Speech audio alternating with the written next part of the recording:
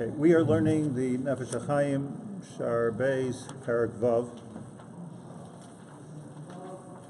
Actually getting into what I think is a Gewaldige Inyan here. In the middle, that's where we are, right after the Hagah. V'husha amru b'vayikra rabba seif parsha daled. And what we're going to prove now, you'll find in Vayikra Rabba, Seif Parsha Daled, on the pasuk. Can you do me a favor? I just can't. Chaim, just. Thank you. Probably better in American.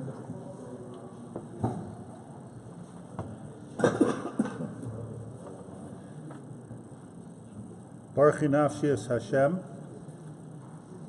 So there's a pasuk, a favorite pasuk of Reb Chaim Volozhin. Baruch Nafshi Hashem. It says so much in those words. Baruch, which is an unusual word.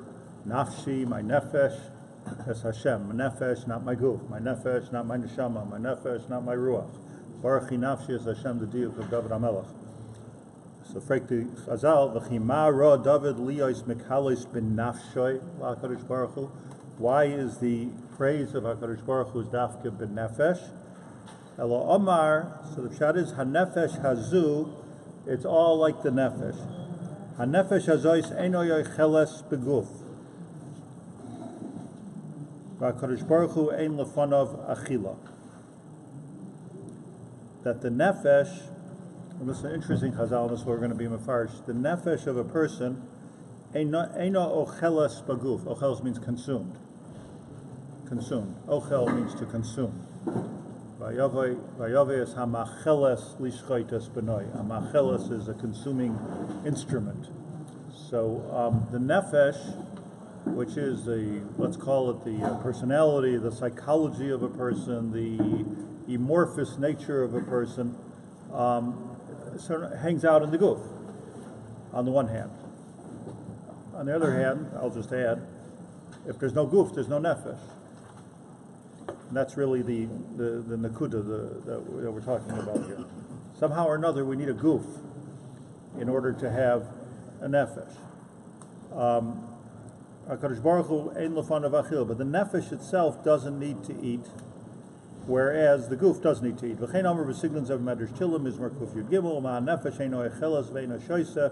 Just like the nefesh, so here's a dimyan, just like the nefesh doesn't eat and doesn't drink, kacha kadosh baruch hu eino oichel ve'eino shoyse.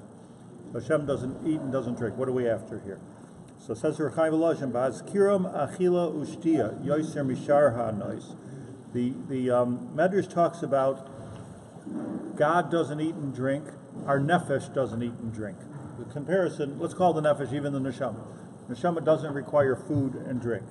Hishmiyunuzet, it teaches us inyan hanal, what we've been talking about. Who? And here's the yisai. Sha'agam sha nefesh atzma lo yocheles v'lo shoyse. Even though the nefesh doesn't need to eat and doesn't need to drink, right?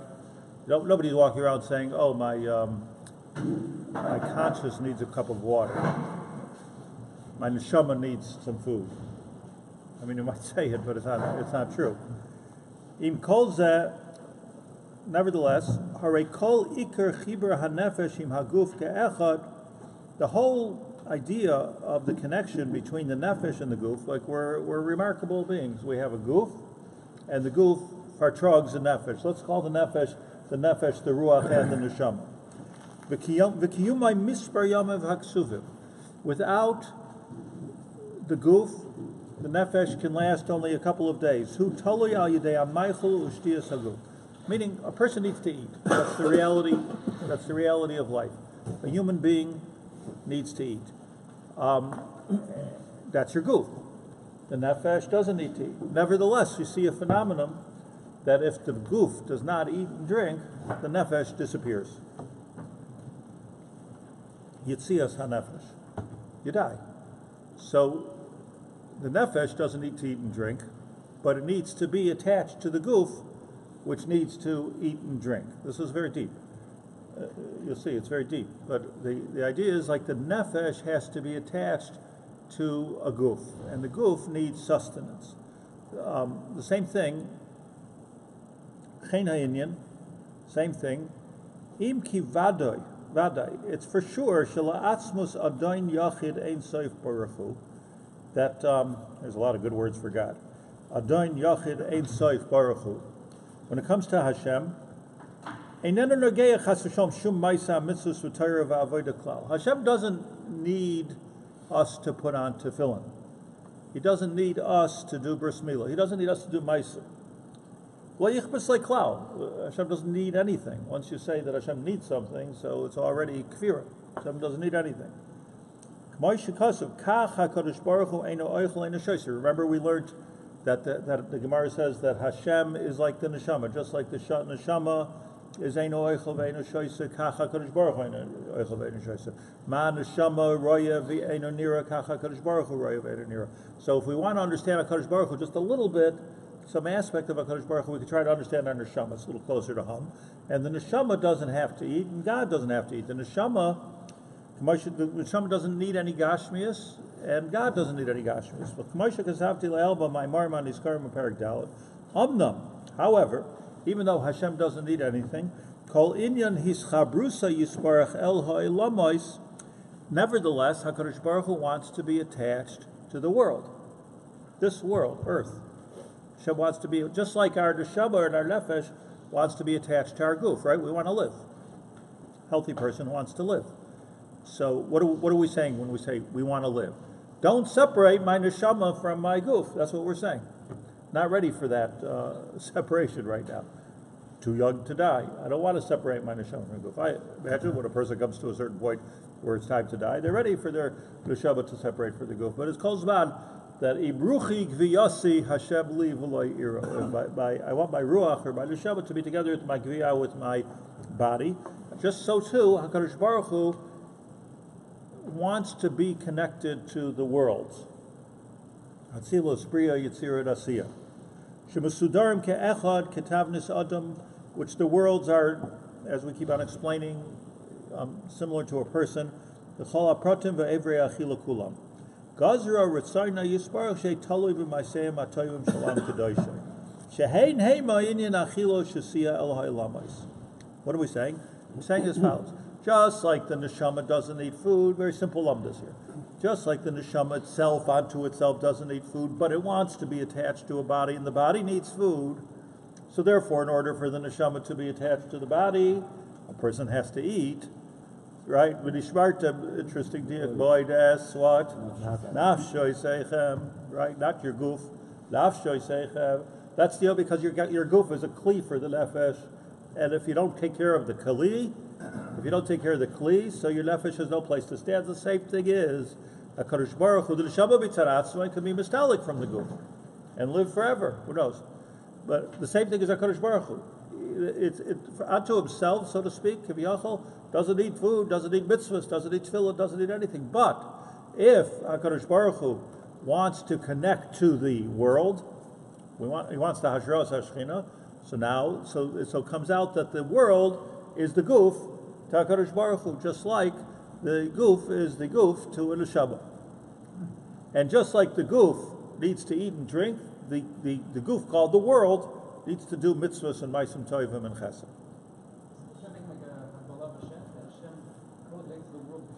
We did that already. We went through the idea of hakshama. I purposely gave a hakdama of the Rambam and the Raavad as to whether HaKadosh Baruch Hu, we're not being pantheistic here, but our neshama is not our goof, but the neshama requires the goof in order to live, and the goof has to be healthy. Hence the mitzvah of taking care of your goof. And the mitzvah of taking care of your goof, it's a mitzvah to take care of your goof. The mitzvah of taking care of your goof is why? Not because of a goof, we're not Greeks, not just because of goof mitzaratzmai, it's because the goof is a keli for the neshama. So we have to, that the goof is a keli for the neshama, we have to take care of the goof. Same thing as we have to do mitzvahs. Why? So it comes out like the Torah mitzvahs, or let's say like physical doings of the Torah, are the mazain or the kiyum of the goof called the world for HaKadosh Baruch Hu, which doesn't need it, but it's for the sake of the chibur. It's for the sake of the chibur. I don't know. Let's see. Also, in the last year, you were saying that the earth here is a reflection of Shamayim. So whatever you know, so like events that happen here is because of what's happening up there. And if that's the case, then what aren't we mashpia? How does the circle go? I'm not sure I understand the question. The way I understood what you said in the last year is that the world and everything down here is the reflection of what's going on in Shamayim. So if there's, Sinas Chinim in Shamayim, the Beis HaMikdash will be destroyed down here. Correct. So it sounds like the cause is from up coming down here. But normally, it's my understanding that normally what we do here has the cause. So so you're asking what's causing what? Right. So the answer is it's a circle. Where does the circle begin and where does the circle end? So if HaKadosh Baruch Hu wants to be Masalik from this world, which he threatened around the time of the Mabul, and like, okay, didn't, like, whatever it means, like, didn't work out. People are not doing their part. If you're cutting the circle on the bottom, so what do you want me to do up on top? It's not but as long as the circle is Miskayim, so then one thing is causing the other. The Shemayim is causing the Aretz, and the Aretz is causing the Shemayim, and the Shemayim is causing the Aretz, and it keeps on going around. Chayzer Hagalgal. The key word in all of this is chibur. Kadosh Baruch Hu wants to be mechaber to the world. This is, as I keep on saying, the hakdama of every Kabbalah sefer. Why did Hashem create the world? That's the beginning of everything. The Ramchal, the Zohar, the Arizal, Reb Chaim Volozhin. Everything begins with the question that the Mekubalim were interested in when they started writing Sefer Kabbalah was, why did Hashem make the world? Because if you understand why Hashem made the world, then you understand what we're supposed to do in the world.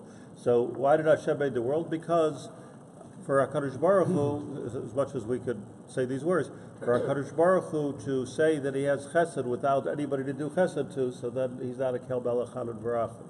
What is his rachum if there's nobody to have rachmanas on? So created a world which would be like any of us. If we have a lot of money, we create a foundation, or there's some place to act out our chesed. The chesed is complete when it comes l'maisa, Hashem's chesed. But so HaKadosh Baruch Hu wants to be mechaber to the world. Not our business in this chapter. But the point is that in order for HaKadosh Baruch Hu to be mechaber to the world, so we need to do mitzvahs. I want to explain this, but I just want to first say vashdei. Just like, say Chazal and Nefesh Hachaim, you sound just like in order for the neshama to stay within the guf, you got to take care of your guf. You just must take care of your guf. Let me just go a little further, if you don't mind. So the mitzvahs are the nutrition of HaKadosh Baruch Hu.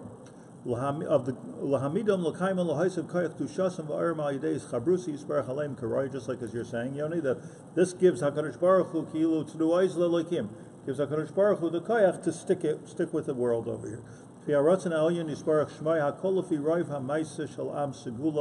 It all has to do with what we Bnei Yisrael are doing. It's coming from us, right? Just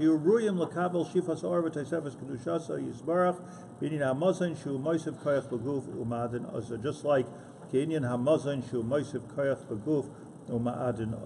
now, so again, we're talking about a couple of different things here. We're talking about that in the mashal. A mashal and a nimshal. Let me be 100% clear. The mashal is the neshama, let's say, is the most important part of us. Existentially speaking, we could even say the neshama is us. Who are me? Am I my neshama? I don't know if that's true, but existentially one can claim I am my neshama.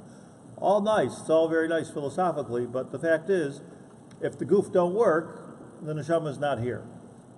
So the neshama needs the goof. The goof needs nutrition, achila, shtia. Nimshal is HaKadosh Baruch Hu, like the neshama will live forever. It's not time bound, not physically bound, nothing. But he wants to attach to the world for his reasons. So now the world has to do the right thing and give itself nutrition. So what's the nutrition of the world? That we're doing Torah, mitzvahs, ma'asim tovim, chesed, no sinas chinam, etc. There's a quote, let me just, should have sent it to you. Things that are in the back also. The quote is Rabbi Yaacov Haber, who, according to at least one genealogist, was my grandfather. Was a Galicianer Yid who moved from Galicia to Vilna to learn by the Gra. I would have done the same thing. There's this quote over here. Ha'inyan k'moshen amar Rabbeinu Hagadol, that would be the Gra.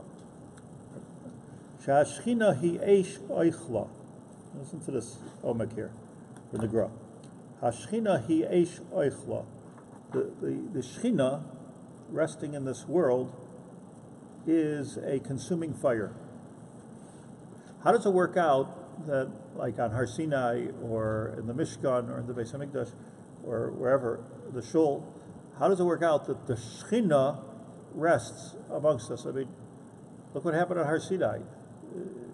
Kadosh Baruch Hu put a Shechina on Har Sinai, and Kol Har Boyer Ba'esh. It looked like a Hawaiian lava explosion. Glowing red. You get too close. They said, let's get on the mountain. No, nobody get on the mountain. When they saw that, they said, let's get away from the mountain. Like, no, who wants? It's scary. That's what happens when the Shechina touches ground. You think it's good, but you don't want to be anywhere nearby. Because Shechina, nevertheless, we're always davening. Right? Hamachzir, Shechinasai, let's see it. We want the Shechina to come back. So what's that going to look like? What's it going to feel like? So it says the Gra, Hashchina hi eish oichla. Make no mistake, the Shechina is a consuming fire. V'hi beside ha'eish ha'oiches b'psila. Think of it as a fire which is holding on to a wick. Yeah? Shekol zman, well, you can't see the, well, you know what a fire looks like. Shekol zman, sheyesh shemen b'ner, oz doilek b'shemen. So here's our candle. It has a wick, you have the goof, and you have the oil. There's a few different components here. And then you light a fire. Fire is very esoteric, very ethereal fire. But the fire catches on to the wick. Why doesn't the wick just burn up? It's burning, it's on fire. Why doesn't it just burn up? Because it's drawing oil. And the oil is fueling the fire so that the fire does not have to eat the wick. Understand this little piece of science here.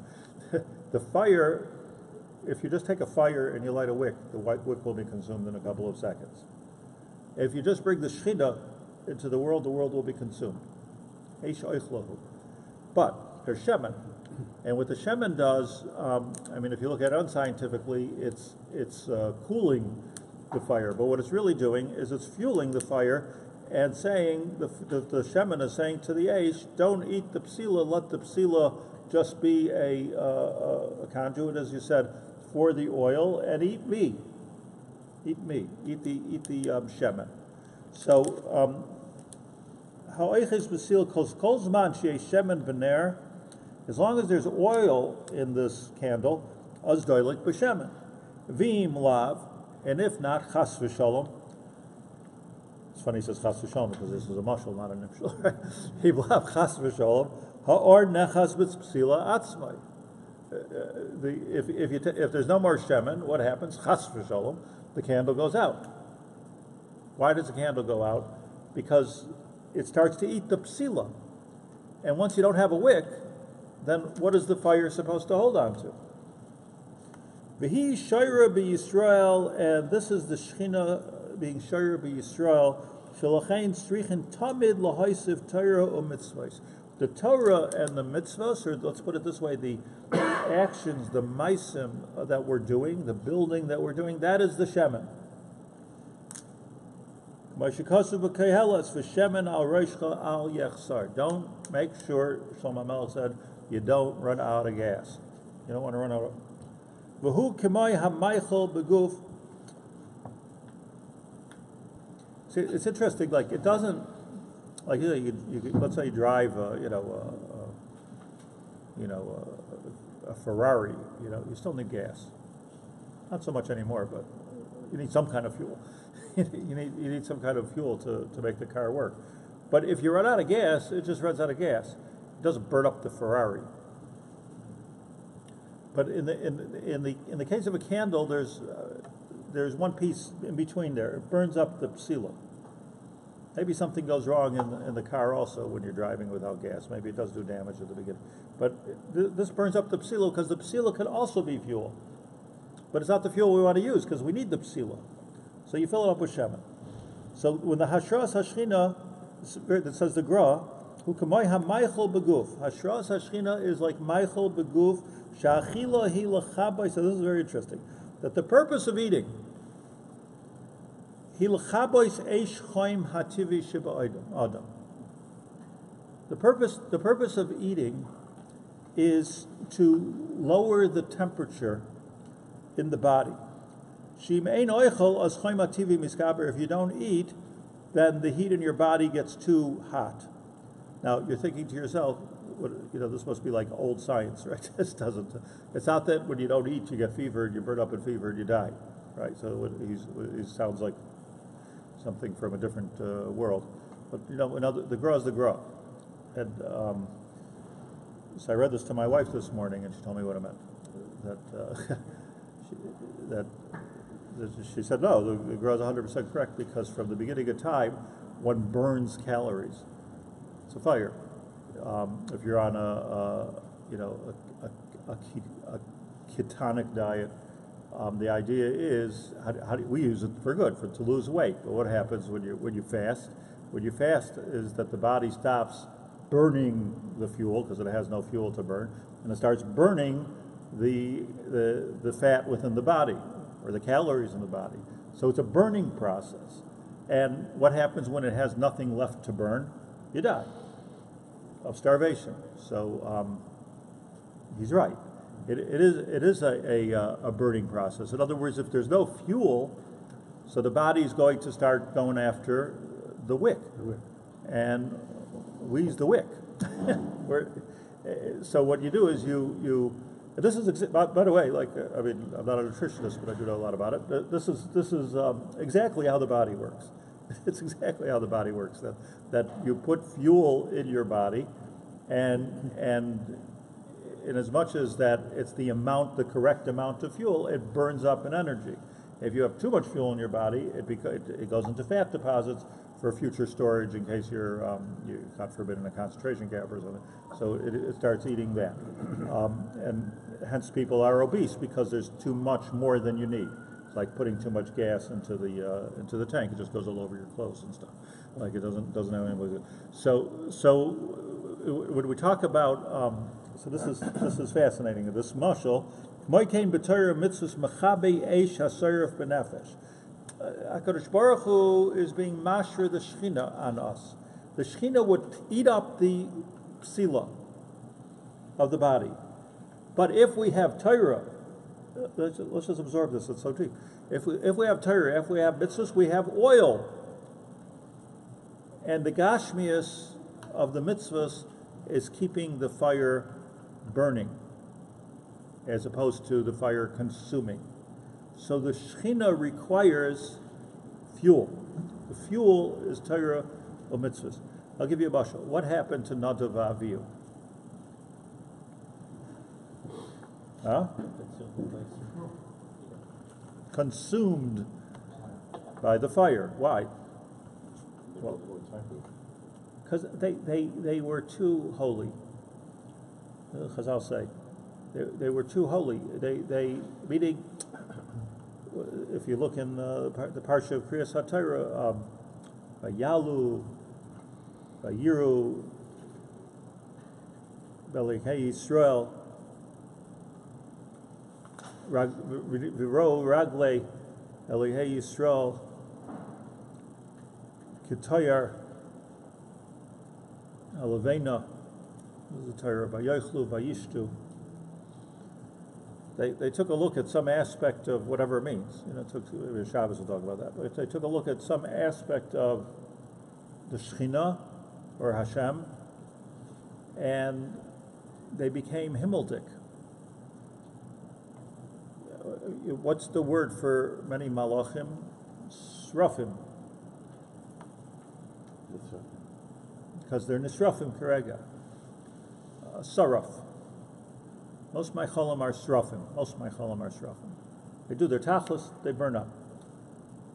It's like Nadav and Avihu were not grounded. They were not grounded with Torah mitzvahs.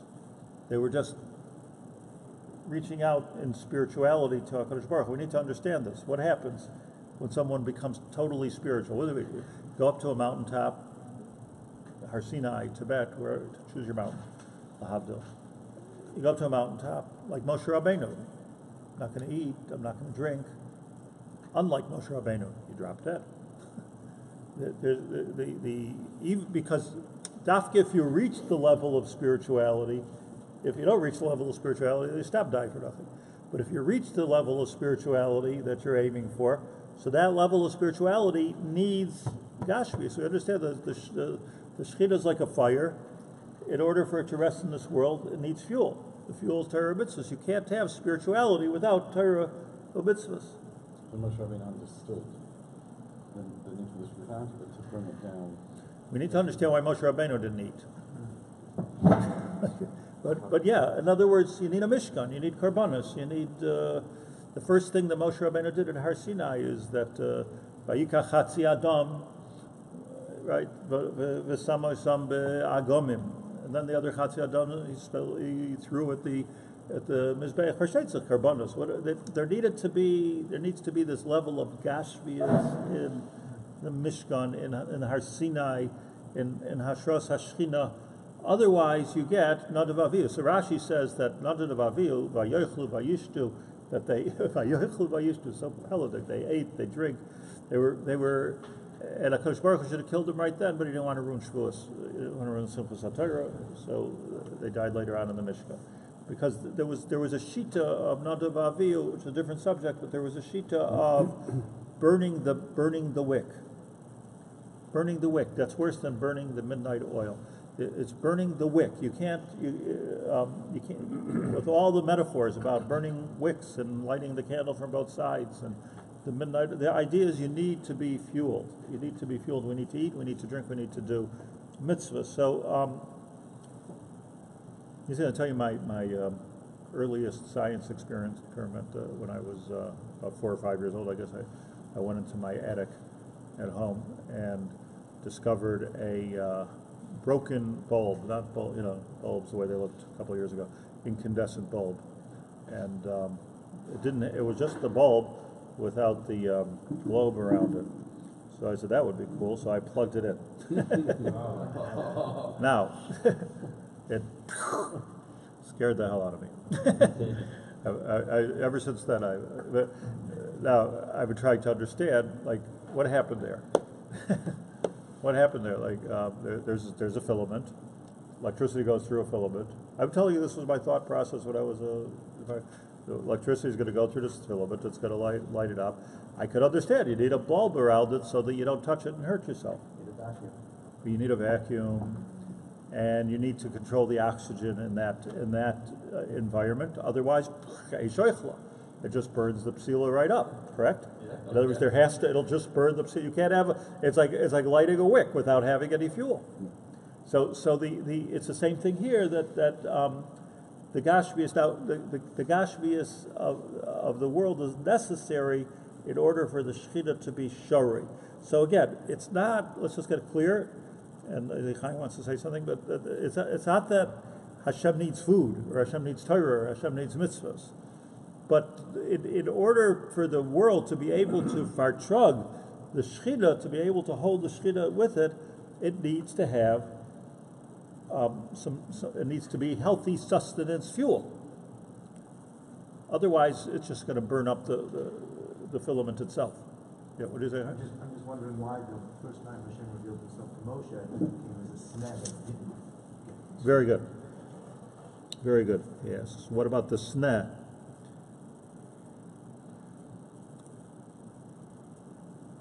And the answer is very simple. Let me explain something here, which is right to the heart of what we're talking about. The Ramban says in the beginning of Bereshis, I believe it's Parak Beis, beginning of Parak Beis, Pasuk Yud Zayin, Pasuk Yud Ches. The Ramban says, he says, Da'alocha, that before Adam Arishon and Chava ate from the Eitz Hadas, so there would have been no death. And he said, from here we learn that there was no requirement for Adam and Chava to eat.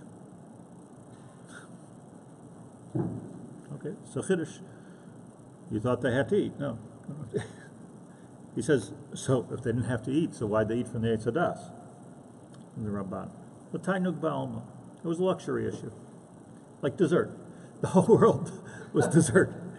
You don't have to eat it. You want to eat it. You know, and in this particular case, the dessert was not very good for them. But you could eat whatever you want, but it wasn't necessary for Adam and Chava to eat koydem achet. Once Adam and Chava did the chet and ate from the Eitz Hadas, so then b'zeyas hapecha toichel lechem. Then you have to eat. Now you have to eat. You have to work. You have to grow things. You have to farm. You have to plow. Otherwise, eating would have not been. Now let me just explain. Let me a second. See, it's like the Kotzker Rebbe once said in his old age. He said, "I've come to a madrega. I don't have to eat anymore, but I'll tifresh minat tzibur." He didn't have to eat. So what's the Omek Hadavar of Adam Arishon? If he wouldn't have done a chet, what's the Omek of him not having to eat? The Omek is that he was being sustained by the Shemayim. It wasn't that there was Hashras Hashchina on the world of Gashmias.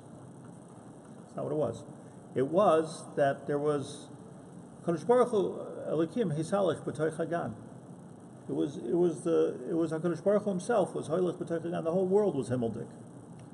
And there was no need for the Gashmis in plan A. It wasn't that there was, when Adam Arishon did the Chet of the Eitz Hadas, so think about it for a second, just think about it, so it's so pashut. What did the Nachash said to Adam Arishon, eat from the Eitz Hadas, and you will be Kelekim. Yodea Toiv V'Ra, meaning you'll have Bechira Chavshis, you yourself will have some. Meaning that until that point, A, there was no free choice. B, it was all from Hashem. Everything was from Hashem. Everything's from Hashem. There was no Isarusa de Lasata at all. Nothing. Understand this. There was no Isarusa de Lasata. Everything came from HaKadosh Baruch Hu. It's clear to me that Nadav and Avihu, standing at Har Sinai, was sure that was the tikkun of the getting back to the Eitz Hadas, Koydem Achet. We don't need any Gashmias at all, L'chayr. The Ramban says this, that Nadav Avihu tried to play Adam Koydem Achet. The Ramban says it right there in the Ramban. Parak Beis, Pasuk Yud Zayin. Meaning that the Bechira Chavshis of Yodea Toiv V'Ra, which Adam Arishon acquired, that's what gave us, on the one hand, the handicap of now we need oil for this machine, we need shemen, and on the other hand, as Hashem promised, it gave us the koach to be part of the bria. So now this is where the circle began. So Adam Arishon, Koydem Achet, didn't need this, and therefore, it's important to understand that when you light a fire, when you light a bush on fire, or when you light any fire, it requires fuel. So it would make sense that the burning bush should burn the bush. But that's only talking about acher hachet. That's only talking about acher hachet, because now we have to supply the fuel. HaKadosh Baruch Hu supplies the fire. Echad mevi es ha'esh, ve'echad mevi es Hashem. Shnayim sha'asu. But in Shamayim, you see, in this world, the way the world is engineered now, acher hachet, anything good is always on the cheshbon of something else. I just want you to absorb this idea for a minute. There's no freebies. There's no free lunch. Everything is. If you need to drink something, you have to get water. It takes time. You have to take water away from something. If you need to eat, you need to spend money or go hunting or something, right? You need to. Everything is on the expense of something else. There's no free lunch. Everything costs something. That's the way the world. So if you want to burn a fire is beautiful. Fire can give you heat. Fire can give you light. Fire can give you ambience. But you're going to lose the wood that you're using. It's kedai. When you light your fireplace or your oven, you say it's kedai for me. It's kedai for me. Listen, I grew up like this. My father, what are you supporting, the electric company? So every time you turn on a light, it was, this was the old European, it's a purchase. It's a purchase. Everything is a sale. Like, you turn on the air conditioner, on a hot day. It's a purchase. Is it kedai for me or not kedai for me? Don't start thinking this way. You'll drive your wives crazy. But I'm just saying that but in Shamayim, you can have good which is not at the expense of something else. Just good is pure good. So therefore, you can have a fire which consumes nothing. It's just a fire. It's only when the fire comes into this world that it needs to consume. The fire unto itself, Hashem doesn't need to consume. So Moshe Rabbeinu saw the Mara Hagadol of Moshe Rabbeinu. He saw Shasnei Nenu Ukal. The fire, the bush, is not consuming itself. What does this mean? This means that it's an Eish Min HaShamayim. This means, says Moshe Rabbeinu, we're back to Adam Arishon Koydem Achat. What a Gevaldike Gilui that Moshe Rabbeinu had. Oh, we're talking about the Geula? I'm in. Once he saw that we're talking about the Geula, it means that the Hasnei Nenu Ukal, it's not good at the expense of something else. Not you're losing one thing and sacrificing one thing. This is not a purchase. We're not losing a bush. That's not what's happening over here. It's pure Ruchnius, which is Adam Koydem Achet, and this was Moshe Rabbeinu's Mahalach throughout the whole Yetzias Mitzrayim. That it's all just pure good, and this was Nadav Avihu's Mahalach, which didn't work for them, and this, because we are Acher Achet Sof Kol Sof. Like the Arizal says something like, go understand that. Listen, now that we did the Chet, it's Gam Min HaShamayim. I don't know if we want to go back to not having Bechira, but understand this: that the Lashon of Reb Tzadok, which is probably Huskam to everybody, Reb Tzadok says a Yisoid. The line stands in my mind that Ein Bain, that there's really no difference between a malach and a human, except for that a malach has no bechira chavshus and a human has bechira chavshus. So, the bechira chavshus, where do we get bechira chavshus? From eating from the Eitz Hadas. That's what made us human. With all its good points and bad points, that's what made us human. Once we have bechira chavshus, we need fuel. That's the bad news. The good news is we don't burn up like a malach, a saraf. You did your shlichus out like a spark, like fireworks. Just it's there and it's gone. So we want to be a sneh ukal, because that's what makes us human, and that's what sustains the fire, and that's what happened after the chet. But koydem achet, we didn't have to do that. Yeah. Is the idea of Hashem wanting a chibur to develop, is it exactly the same as dir b'tachtonim, or is dir b'tachtonim more like dir b'tachtonim, as far as I know, it depends how you learn Pshat, because if you learn Pshat that plan A was the correct plan, and plan B was the b'diavad, so then HaKadosh Baruch Hu wants a chibur. if you learn that and then you say like the Arizal that the whole chet of the Eitz Hadas was all min hashamayim. It's all something that have to be. It's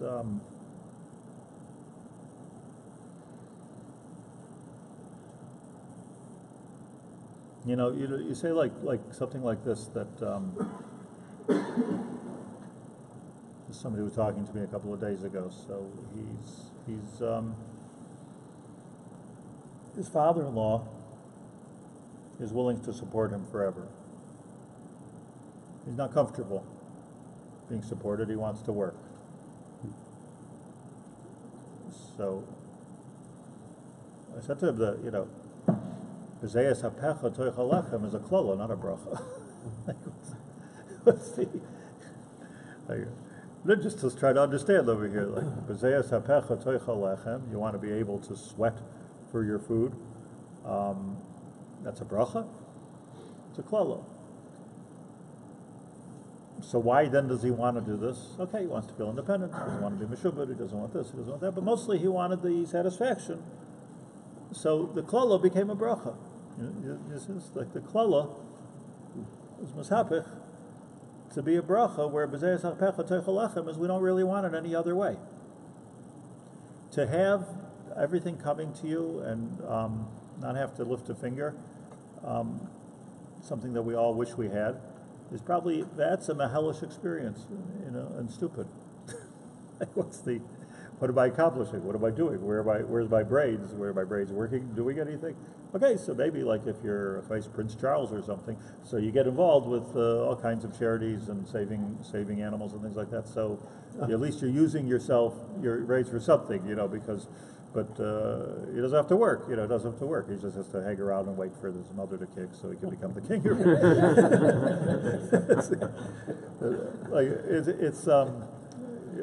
So what I'm saying is that it could be that once Plan B kicked in, then that's not the b'diavad. That's the klala seems to have been misapach to bracha gufa. The b'zeyas hapecha toich halechem is adam la'amol yulad. Adam la'amol yulad. And now, by the way, let me just say one last vertel here, that the Gemara says as follows. The Gemara says, a person is made to work. We are beasts of burden. Adam la'amal yulad. If you want to, you can work in Torah, or you can work in derech eretz. Choice. Okay. You'd say, well, most people want to work in Torah. It's probably not true. Probably not true.